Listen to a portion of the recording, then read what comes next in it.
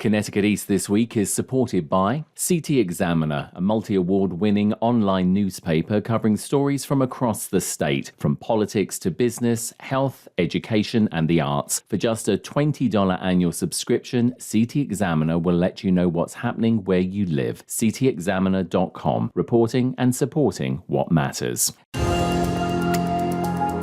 Municipal elections across Connecticut will take place on November 4th. But how secure is Connecticut's voting system, and when and how can you vote? We talk with the Secretary of the State, Stephanie Thomas. Plus, we take a look at other stories making the headlines from around the region. This is Connecticut East This Week.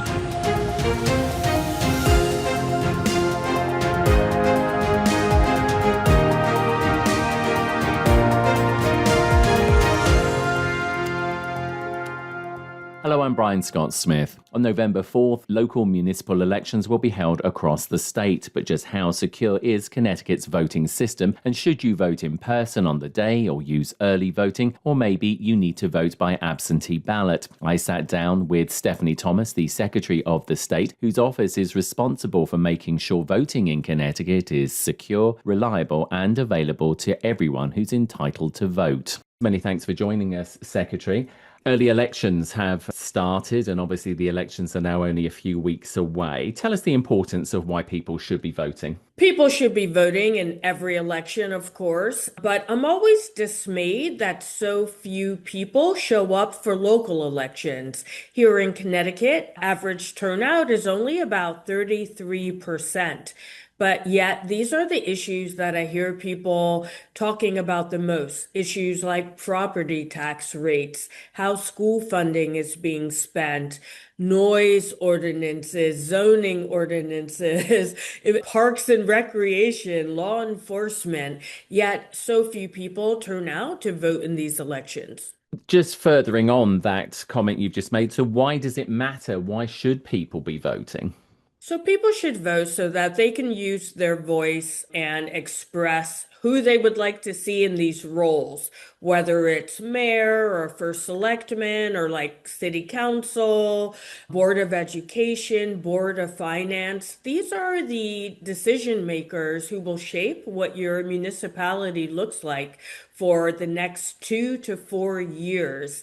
So I think it's incumbent upon all of us who care about our communities to get our vision for what those communities should look like out there. And talk to us about early voting. It started Monday, the 20th of October. It will last for 2 weeks and ends just a couple of days before the November 4th election. So just talk to us about early voting.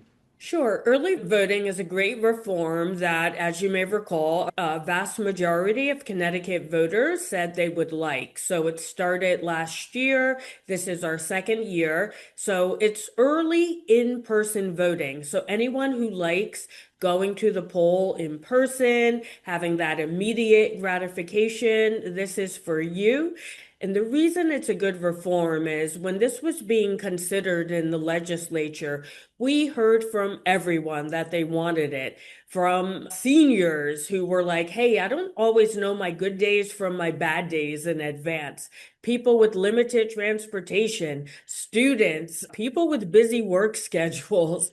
So the fact that you can go now on a Saturday, on a Sunday, there are a couple of nights that go all the way up until 8 p.m. It is a great reform that is literally good for everyone. With regards to early voting, this year we see all 5 of our public universities part of the early voting process. Talk to us about that and why that changed and why that's also important. So every town in Connecticut must have one early voting location, but the legislative body in the town can adopt to have more, and some have.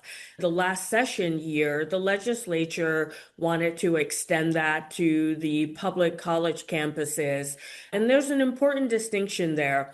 It's campuses that have 1,000 or more residential students. And one of the things we've heard from young people a lot is they don't have transportation. So getting from campus to another location is not always as easy as it sounds. So I think this will hopefully make voting more convenient for yet another valuable voter constituency. Is this also because historically younger people possibly haven't headed to the polls either? When I listen to the legislative discussion, some people think early voting increases turnout. Some people think it encourages people to vote when they might not have otherwise. I take a slightly different view, which is a lot of people want to use their voice at the polls, but they need access that is works for their busy lifestyle, and they need education about why it's important, which is why I've spent so much of my time focused on civic education. So I think the combination of having a more convenient polling location and hopefully more civic education out there will convince young people, like it convinces all people, that their voice matters and the best place to use it is at the ballot box. Early voting, it's a nice thing to have, but it does come at a cost, of course. It has to still adhere to all of the rules and regulations of normal voting. So, talk to us about that because it's a lot of work. It is a lot of work and it does come at a cost. I've been advocating since day one. I actually said when I testified in 2023, if it's not paid for at the state level, I would rather not have it because I did not want to push those costs off to the municipalities and create a situation where, for example, a wealthy town could choose to have four locations and a town not as wealthy would only have one location. We haven't seen that play out, but I think over time that is a risk. But all elections come with the same vigorous security standards. 40% of Connecticut voters used early voting last year. And what they said they liked about it was the fact that they could go in person and they can see their moderator or their like poll workers that they're used to seeing in every election. They know the same stringent chain of custody procedures are in place. And for early voting, you use an envelope. They see that envelope go into the secure receptacle. So we heard nothing but good things last year. And just talk to us about the security around voting. People's concerns, not just here in Connecticut, but we've seen it played out across the nation about security surrounding voting. I think it's really important. I just hear people talking about elections in many ways that just aren't so. There are very real challenges that election officials work to correct and address every single day across this entire country. But there are also a lot of false or exaggerated claims that have come into the public domain that have very little to do with how elections really run. And there's another trend with national news. We hear a story from a state that's somewhere else, and most people don't realize how differently elections are run from state to state. Even if something has the same name, like early voting, for example, it might mean something different in other states. Like even some New England states, what we call early voting, they call absentee voting. So it's not always apples to apples. Here in Connecticut, we have very secure systems. One of the very unique things here that doesn't exist in many places is we have this dual system of registrars of voters, one Republican, one Democrat, who share all the responsibility and the processes. There are many things that they cannot do by law if the other doesn't agree. So that is a great safeguard. There are, I like to joke, there's about 150 pages of processes and procedures that they have to follow for every step in the election process. That is also a lot of security, a lot of checks and balances built into the system. Of course, there's chain of custody rules, there's lockbox rules, there's equipment testing, there's audits. There are so many safeguards across the system that I don't think people should be worried about election security the way we hear it talked about in the national news. Now, as I said earlier, there are always challenges for two reasons. One, election workers are human and sometimes they make mistakes. And two, the voters, I find, because there's no sort of public education requirement for election officials, voters sometimes make mistakes, which I don't call election fraud. I call it a mistake. And that is, again, why this public education is so important, both to teach people the current election laws, because people also don't realize they change every year, and to also encourage whistleblowing so that if people do see something that seems irregular, that they report it to the right place here in Connecticut, the State Elections Enforcement Commission, and so that we can investigate and eradicate. Let's talk about a situation that did arise. It became very much in the public eye and covered by the media, and that was to do with absentee voting, and that was in the city of Bridgeport. Talk to us about what you had to do to obviously deal with that challenge. And I believe there is still what's called election monitoring going on in that city as well. That's correct. And just to give you a bit of history, so some of the exact same allegations have been going on in Bridgeport for more than 30 years. So none of this is new. It's not a new issue. But I do believe we were helped tremendously. People forget that the reason we know there is a problem in Bridgeport is that the system worked and things were caught, right? We were helped tremendously in 2023 with that video footage that a lot of people saw of someone putting absentee ballot envelopes into a drop box.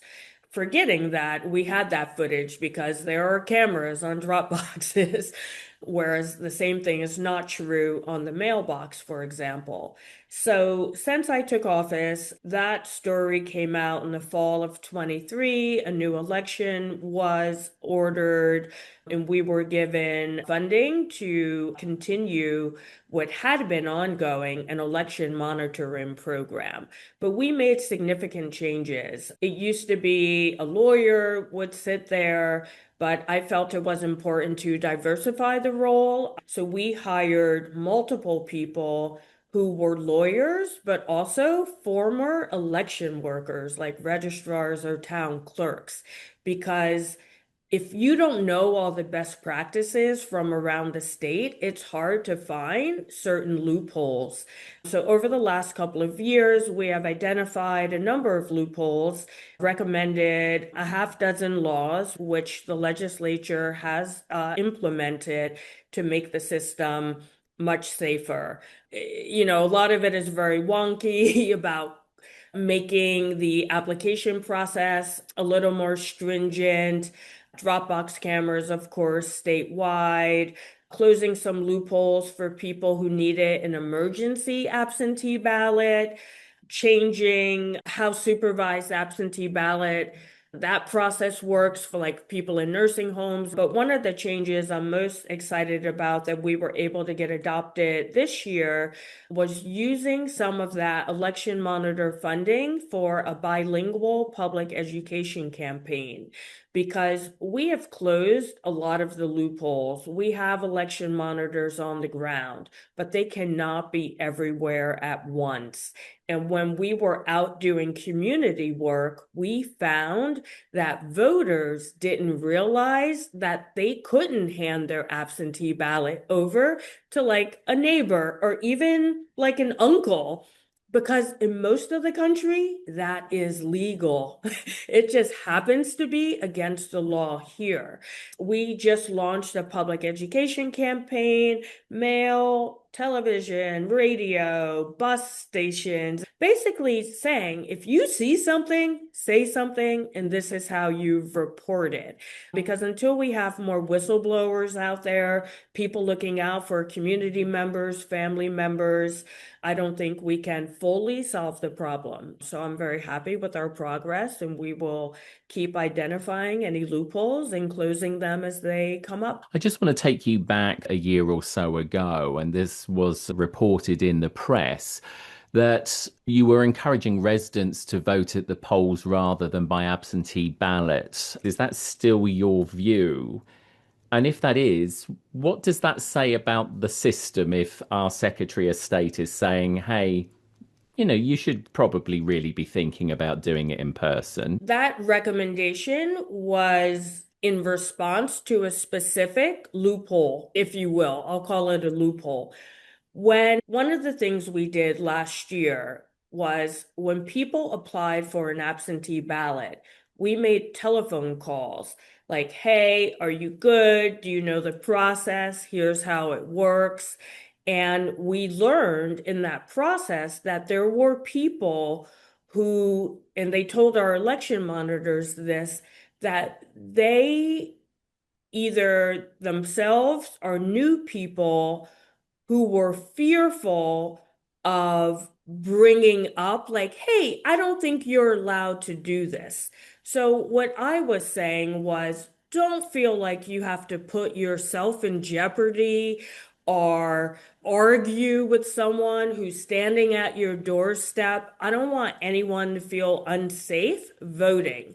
So there is a law on the books in Connecticut that even if you vote by absentee ballot, if something changes and you're able to present yourself in person, you can claw back your absentee ballot. So what I was encouraging is don't have a fight with someone who's in your home or on your doorstep, but calmly go to the polls in person on election day, claw back your absentee ballot, and cast your vote privately and securely. So that was the context. Just give us some further thoughts and guidance, if you would, Secretary, for people as part of this ongoing education system, and especially for first time voters as well.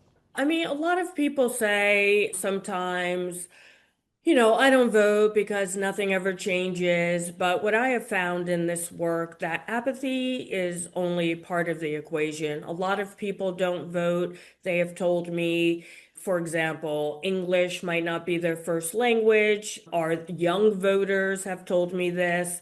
They feel like it might be difficult for them or they don't know what to expect. So they get a little nervous and they don't show up either.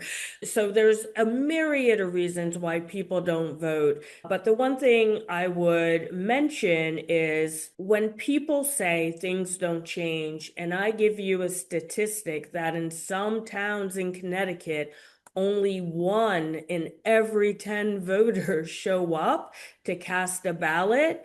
Well, that might be the reason because we are not hearing from the majority. Even in like statewide elections for governor and things like that, we're barely above 50% on average. So you very quickly get a sense of why policies might not reflect the values of the people in town if they're not showing up to vote. And in presidential elections here in Connecticut, the average is 75 to 80%. So I ask people to consider, like, these are people who are registered to vote, know how to vote, know where to go to vote, think it's important enough to show up. Why are they staying home for the issues that impact them every single day in their towns? So I implore everyone to just go out, use their voice, run for office yourself one day if you don't like the options on the ballot. That's what I did. I was never a political person until I decided to get more involved one year. And early voting makes it easy for everyone. Do you foresee a time in the future as technology continues to advance where maybe we may be able to use our mobile phone or digital device to actually vote? It's a good question. More and more people are asking it. There are people in this country who are advocating for it, a very small group.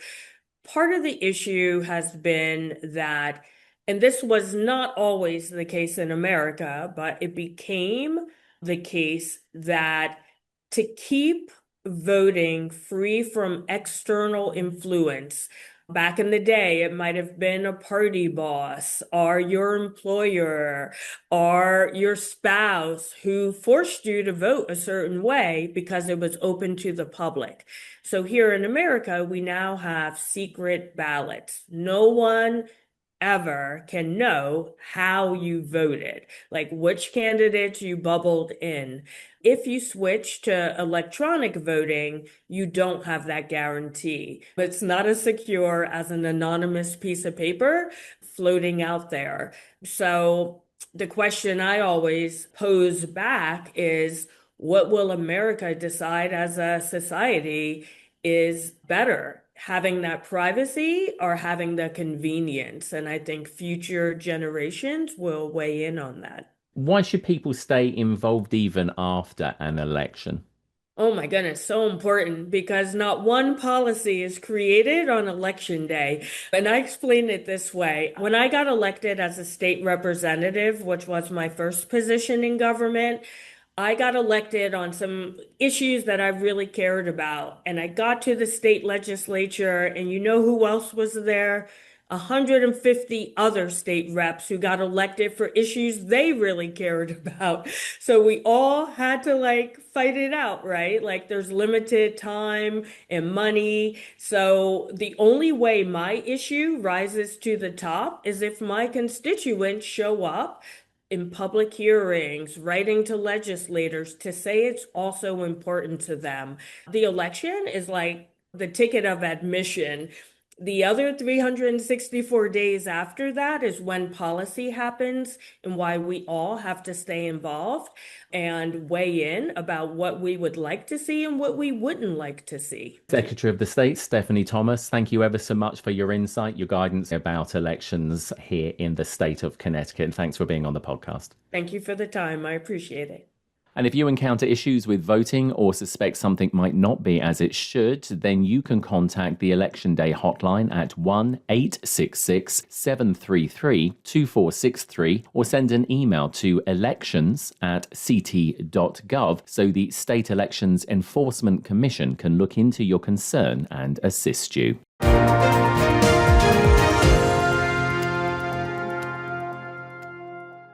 What I know about courage, I learned from my adoptive mom. She said sometimes you just gotta hold on and know we'll get through this. Mom, we are so high up. Hold my hand. No, you hold my hand. Here we go. Learn about adopting a teen from foster care. You can't imagine the reward. Visit adoptuskids.org to find out more. This message is brought to you by Adopt US Kids, the U.S. Department of Health and Human Services, and the Ad Council. Time now for a look at other stories making the headlines this week, supported by ctexaminer.com, reporting and supporting what matters.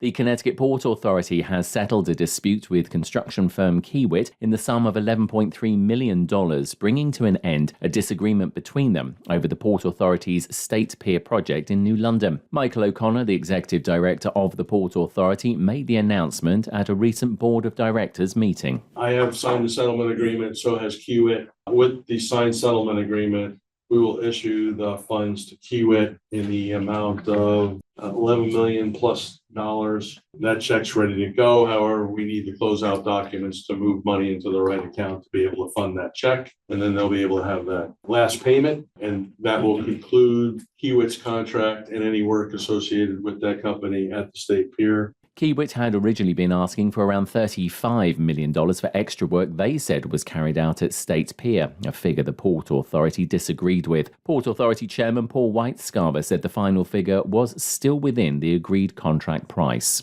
The important thing is there is no more public funding that is going to be allocated to the State Pier. It's all within the last guaranteed maximum price we agreed to. We're not asking for any more money from the state, zero. And another thing to know too, this is a new fiscal year for the state, and this is the first year that the Connecticut Port Authority does not take any funds from the state whatsoever for salaries or anything else. So we're completely self-sufficient beginning this fiscal year. State Pier has become a hub for the offshore wind industry, and the total cost for its redevelopment started at $93 million, but ballooned to a final figure of just over $311 million in the end. In a statement, Kiewit said they were proud to have partnered with the Port Authority on the State Pier project, but made no reference to the settlement figure they had agreed to. Democratic State Senator Saud Anwar found himself under fire for a poster he held at a recent No Kings rally in the state. Anwar, who is a practicing doctor and chair of the state's Public Health Committee, was photographed holding a sign saying "Cholesterol, do your job." Although the sign didn't directly reference President Trump, the rallies were largely protests against him and his administration. Governor Lamont had this to say when asked by reporters about the incident. I was at a couple of those rallies. There were thousands of really good, strong, positive signs about respecting our Constitution and our laws. I thought that sign was offensive and inappropriate, and he shouldn't have been there next to that sign. I think he regrets it. I hope he says so. State Senate Republicans have called for Anwar to be removed from his position as chair of the Public Health Committee, but Lamont had this response to that request. Let's see what his response is. I don't need people jumping right now. Sometimes people make an honest mistake. I think a lot of people found it offensive. Shortly after the rally, Anwar doubled down on the situation with a statement saying that the poster was a joke and that Republicans needed to focus on healthcare instead of performative outrage. Connecticut teachers are concerned by federal cuts to special education programs. Edwin J. Vieira from the Public News Service reports. The Trump administration fired all workers except several officials from the office handling the Individuals with Disabilities Education Act, which guarantees students with disabilities receive an education. Since these funding requirements are legal obligations, the money must be made up at the state or local level. Kate Diaz with the Connecticut Education Association says this will impact services for special education students. Often when we sit with a student with special education considerations, we think about the scope of things that would be supportive, helpful, and really beneficial for the child. This will force us into a position of what is the smallest contribution we can make? What is the minimum expectation of supporting this child? And that is something none of us are comfortable with. State lawmakers increased special education funding in the latest budget, though some feel it's not enough since it's been historically underfunded. Diaz says sports, field trips, and other extracurricular activities will be reevaluated to determine if the state can afford to support accessibility for disabled students given the funding limitations. This comes as reports show most Connecticut school district special education funding is spent covering tuition for out-of-district services. I'm Edwin J. Vieira. In the CT Examiner this week, Amy Wu reports on the Connecticut Forward Party as they endorse 6 candidates in local races. The Connecticut Forward Party is a growing movement promoting nonpartisan politics for the November 4th election, spanning multiple parties and communities across the state. Forward is a national party launched in 2021 by former Democratic U.S. presidential candidate Andrew Yang, supports nonpartisanship, greater decision-making in the hands of local and state governments, and a solutions-orientated government that crosses party lines. The candidates range from those running for Board of Finance positions to First Selectman. You can read the full report at ctexaminer.com. And Ali Lamaster reports from Old Saybrook, where former police chief Michael Spera, who retired under pressure after facing claims that the department suffered from a toxic and retaliatory workplace culture, remains employed with the town as a per diem officer, while an outside firm completes an internal affairs investigation of an undisclosed incident involving the police department. The town hired Daigle Law Group, a Southington-based law firm,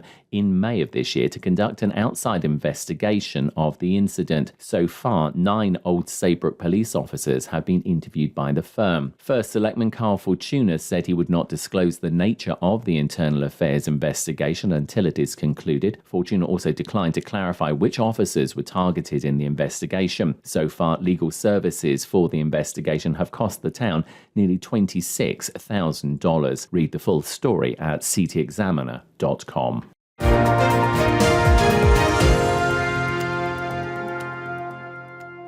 That's all from us for this edition. Do send us your questions and story ideas to the show via our website at connecticut-east.com or Facebook or Twitter at Connecticut East and on Instagram at Connecticut East This Week.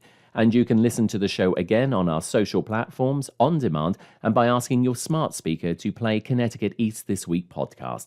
And please like, follow, and share on your social media too. I'm Brian Scott Smith. Thank you for listening.